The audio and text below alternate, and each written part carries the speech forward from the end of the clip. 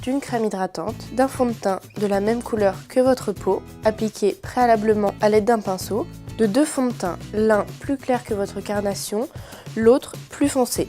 Un petit pinceau, une beauty blender, une éponge que vous avez préalablement humidifiée. Une poudre plus claire que votre carnation, une poudre plus foncée, une poudre bronzante, mate, sans sous-ton orangé, une poudre highlighter, une poudre lumière. Pour appliquer cet highlighter, utilisez des pinceaux de 2 tailles différentes, un pinceau plat assez large pour l'arcade sourcilière, un pinceau plus petit pour le coin interne des yeux. J'ai préalablement appliqué mon fond de teint, donc un fond de teint classique de la couleur de ma peau, et je vais maintenant procéder au contouring. J'opte pour un fond de teint un petit peu plus clair que ma carnation, pour garder vraiment ce côté lumineux et donner du relief au visage. Je le place en forme de triangle sous mon œil. Au centre du front, sur l'arête du nez, et pour finir sur le menton. J'utilise aussi une couleur un petit peu plus foncée, pour toujours continuer de créer cet effet 3D. Sur les tempes, le creux des joues et l'ovale du visage. Pour estomper les couleurs de votre contouring, vous avez plusieurs techniques. La technique que j'utilise, une éponge, donc la Beauty Blender humidifiée, qui va vraiment créer un effet naturel pour l'estompe des fonds de teint. Je commence d'abord par estomper les couleurs claires, je finirai par les foncer.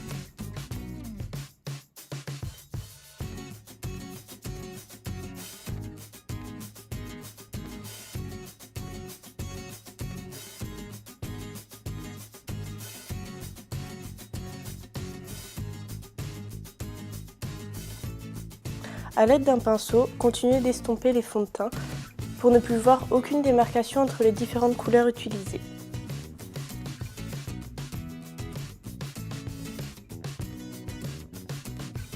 On applique ensuite une poudre plus claire sur le dessous des yeux, le centre du front, l'arête du nez et le menton. Donc toutes les zones qu'on a couvertes d'un fond de teint plus clair pour vraiment venir fixer le fond de teint, augmenter sa durée, mais aussi garder toujours ce côté lumineux et créer cet effet 3D avec les différentes couleurs.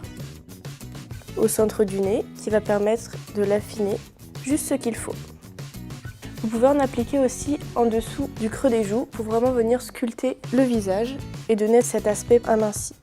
J'opte ensuite pour une poudre plus foncée qui va venir aussi fixer le fond de teint sur toutes les zones que j'ai marquées du fond de teint un petit peu plus foncé que celle de ma carnation. Vous pouvez opter pour un pinceau comme celui-ci pour le creux des joues pour vraiment venir le sculpter et donner un résultat très naturel.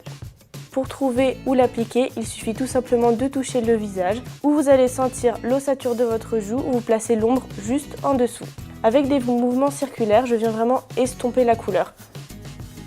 La règle clé du contouring, c'est vraiment un joli estompage, ne surtout pas avoir de démarcation entre les différentes couleurs utilisées. De même pour les tempes et l'autre joue.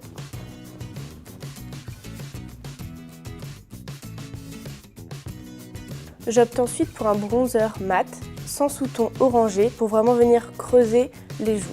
N'oubliez pas, plus vous passez du temps à estomper, plus le résultat sera naturel, donc plus joli.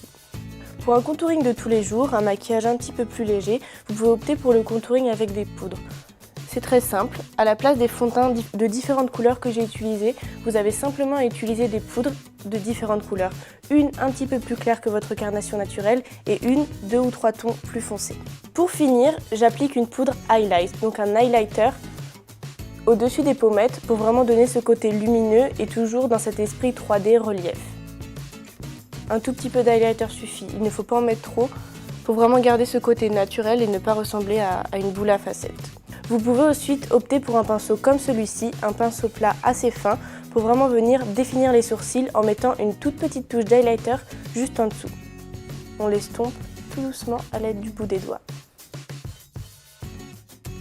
Pour un aspect plus réveillé, vous pouvez aussi appliquer une petite touche d'highlighter au coin interne des yeux. Pour cette application au coin interne des yeux, je vous conseille d'opter pour un pinceau plus petit qui rendra l'application de cet highlighter plus simple.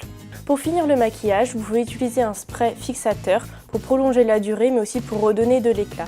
Car c'est vrai qu'après l'application des poudres, on perd un petit peu ce côté naturel et lumineux qu'a la peau. Donc c'est vrai qu'appliquer un fixateur permet vraiment de redonner ce côté lumineux à la peau. On le met assez loin du visage